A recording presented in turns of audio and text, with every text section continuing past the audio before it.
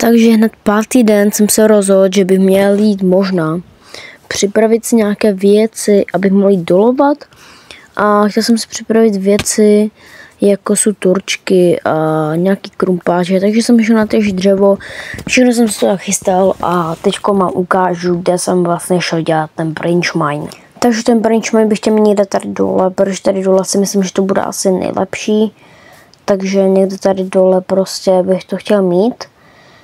Takže bych to tady někde začal kopat, jako tady úplně takhle dole a začneme tady takhle kopat a já se vám ozvu, až najdu, nebo až budu na úrovni minus 59. Takže už jsem na úrovni 59 a teda minus 59 a teďkon, já nevím jak vy, ale se vždycky prostě vykopu nějaké místečko, nějakou prostě místnost, kde bych později mohl mít prostě pec a prostě crafting a také věci. Takže teď začnu dělat vlastně nějaký prostě tunelky a ozvu se vám, až budu mít nějaké dobré věci, nebo až půjdu zpátky nahoru. Takže já už jdu tady nahoru a jelikož je tam noc, tak nevím, jestli to mám risknout nebo počkat, ale asi to risknu, takže až bude další den, tak se vám zase ozvu. Takže jelikož tady máme další den, tak bych dneska chtěl možná něco začít pomalu stavět.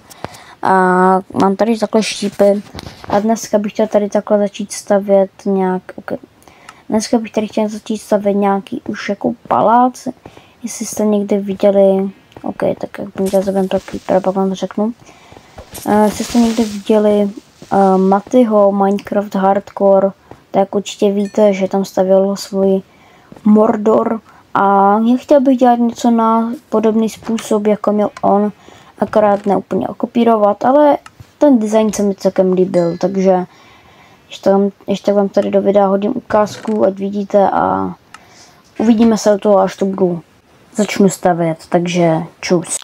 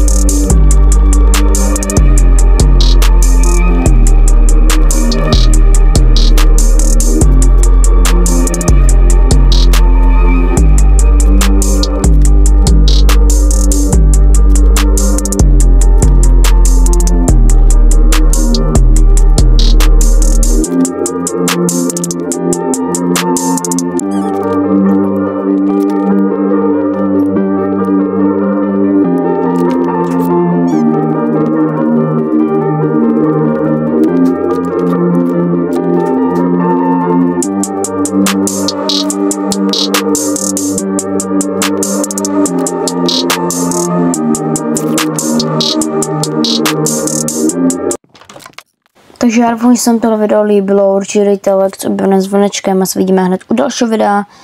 Další video vyjde hned někde o víkendu, takže já se vám tohle video aspoň trošku líbilo. Jako postavit to není fakt sranda, jo, takže by to bylo nějak aspoň krásně a čus.